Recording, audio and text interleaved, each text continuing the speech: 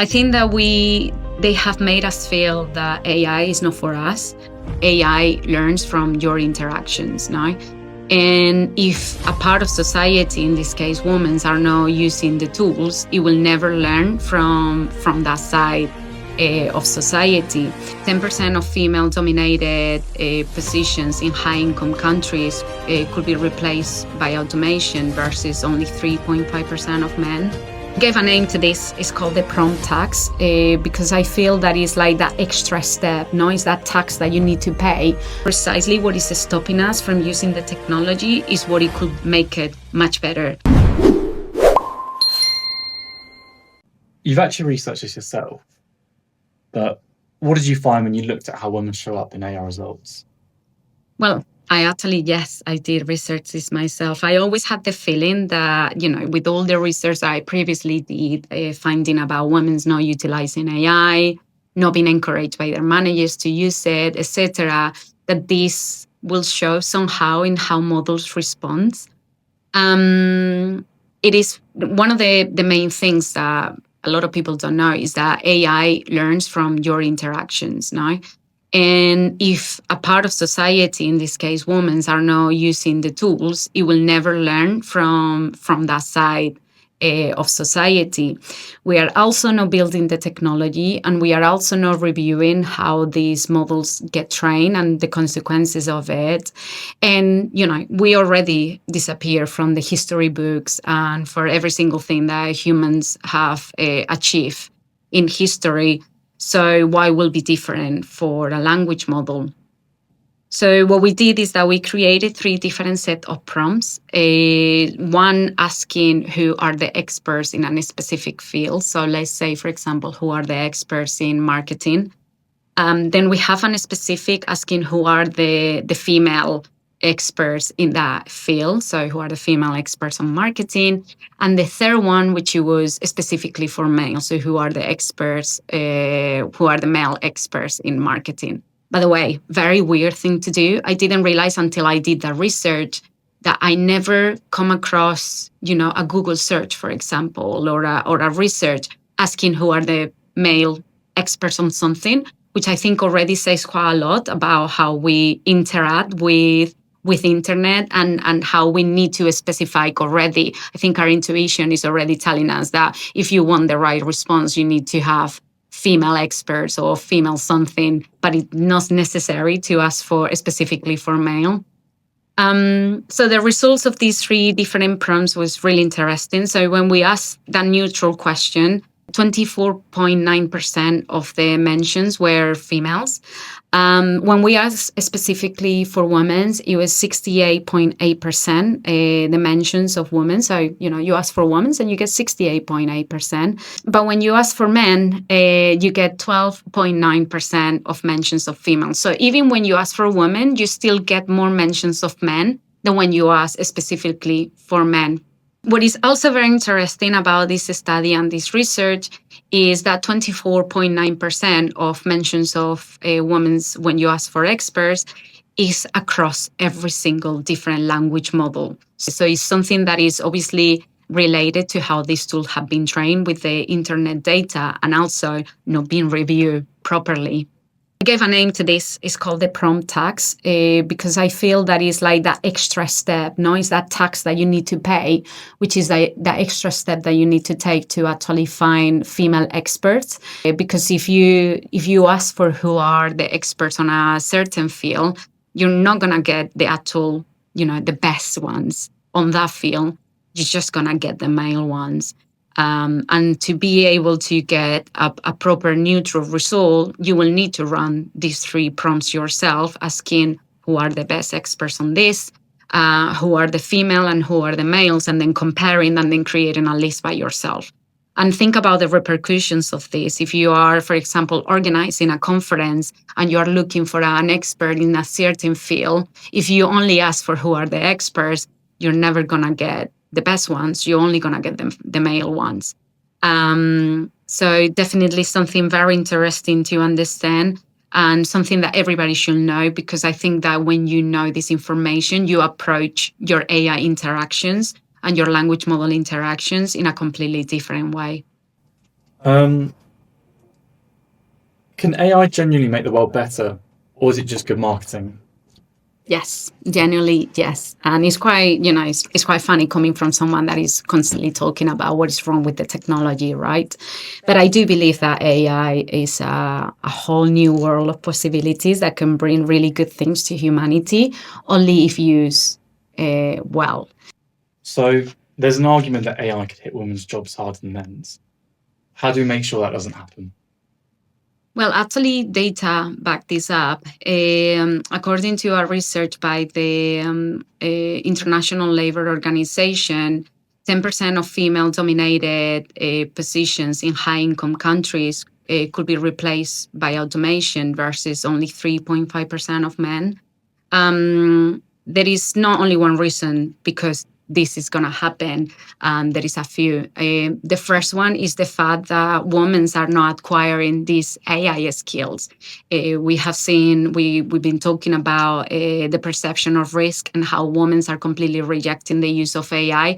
This is going to have an effect in how we are going to access this job in the futures, because if we are not using AI, we're never going to have the skills necessary to be using the tools in the future.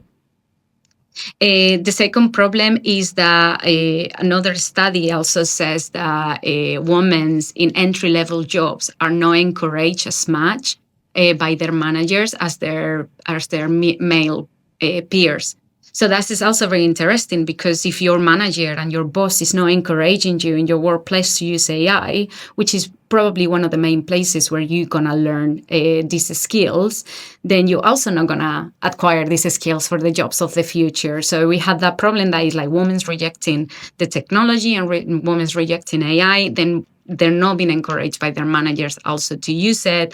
And then the third problem is that even when they have those skills, and this is something that I experience in my own life constantly when I go to conferences and when I talk to people, that is even when women have the AI skills, they don't think they do.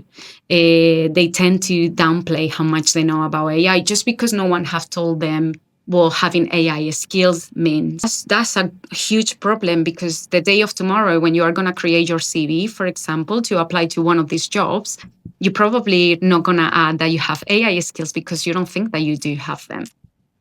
So that's the three main problems. But then obviously we have the structural problem, that is the majority of the jobs that are going to be replaced by automation in the future are currently women's jobs. So think about, for example, the cashier in your supermarket that already has been replaced by a till that it just works by itself.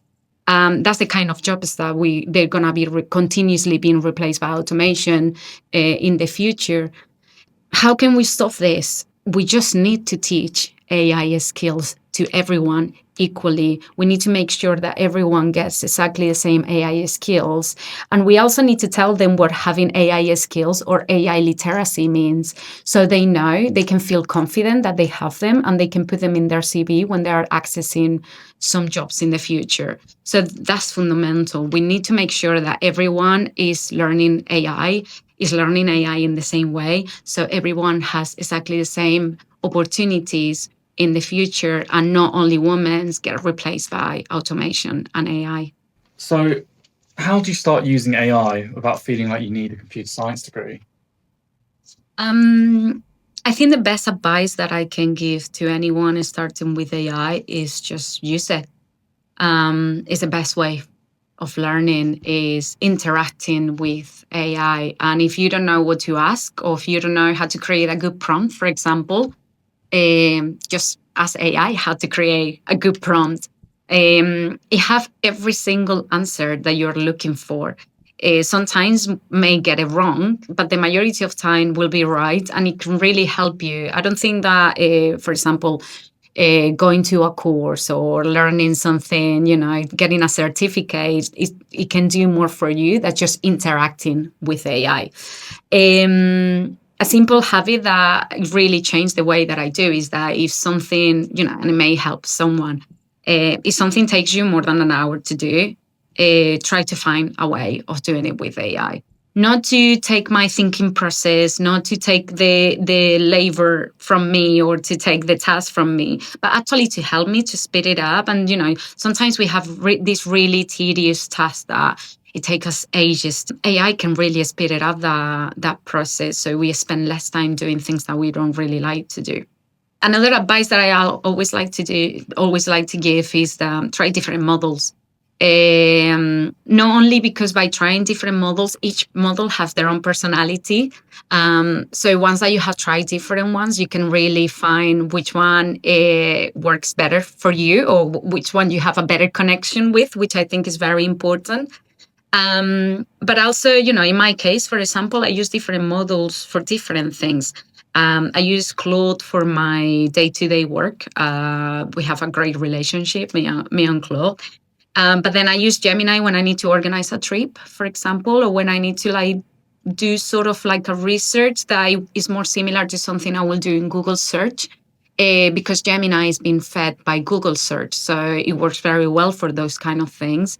But then if I'm doing a specific research where I really want to know where the source was the source of that information, then I use Perplexity.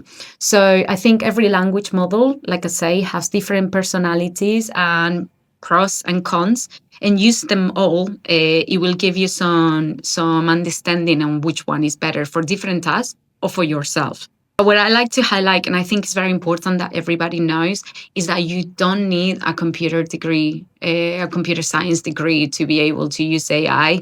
Like I always say, you don't need to be an engineer to be able to use it. Anyone can use it. And the fact that you know how to use it, that you can get most out of it, that you can speed up certain tasks, for example, that means that you know how to use AI. You already have AI literacy if you know how to interact with that language model. And that's very, very important for people to understand. So when someone comes in and make them feel that they may not know that much, they can have the confidence to say, I actually use AI every day, and that makes me an expert.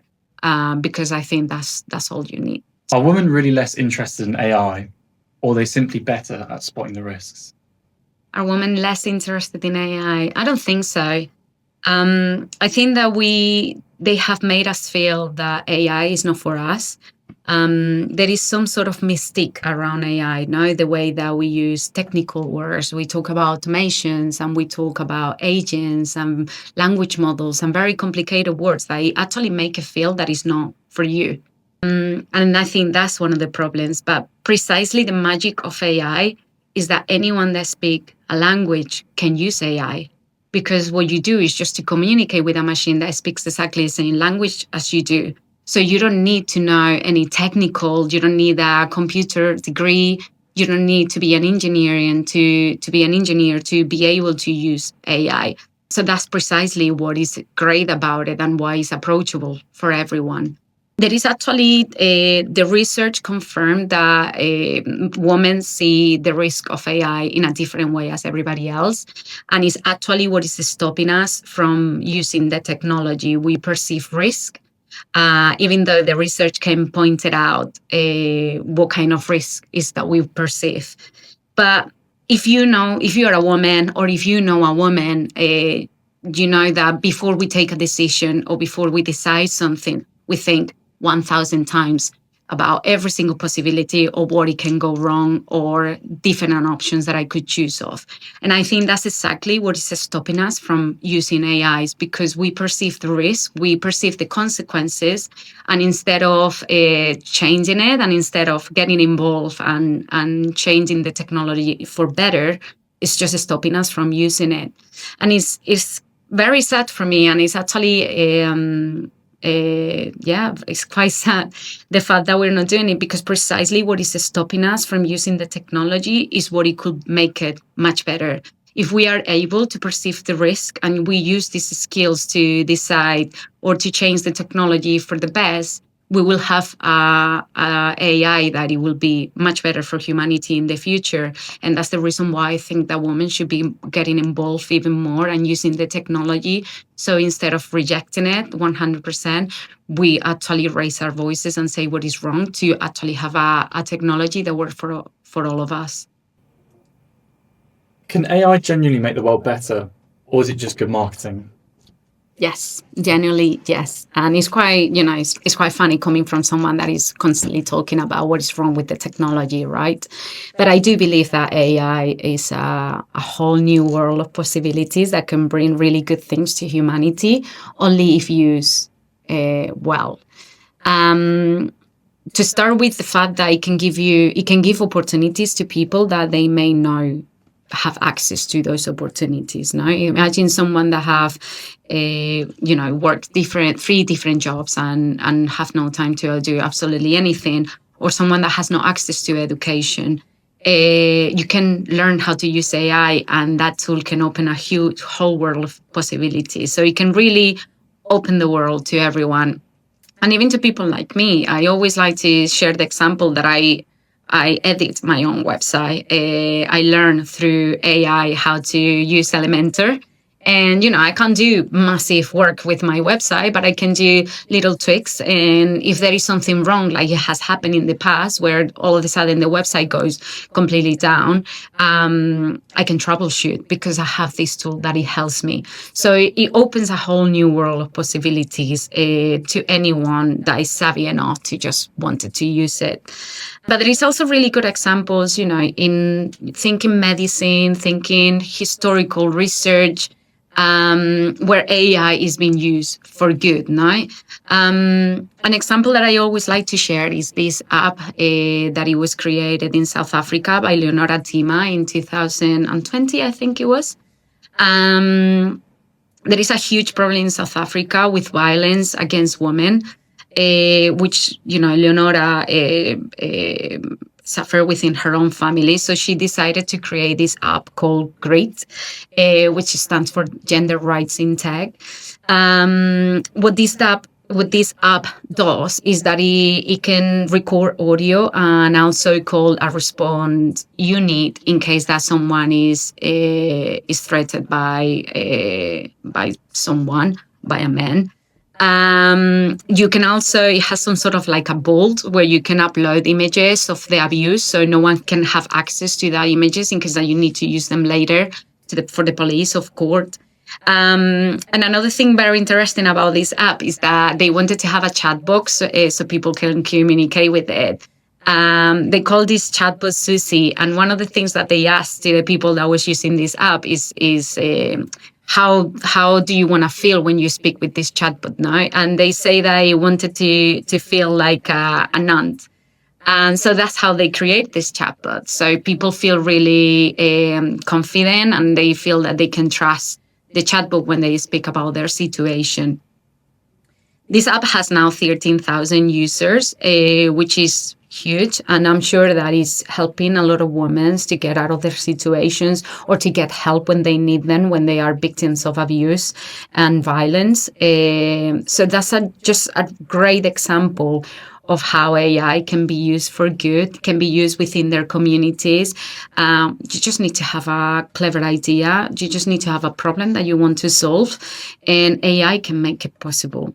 So the technology is not good or bad. It's what we do with it, isn't it? It's always the same answer.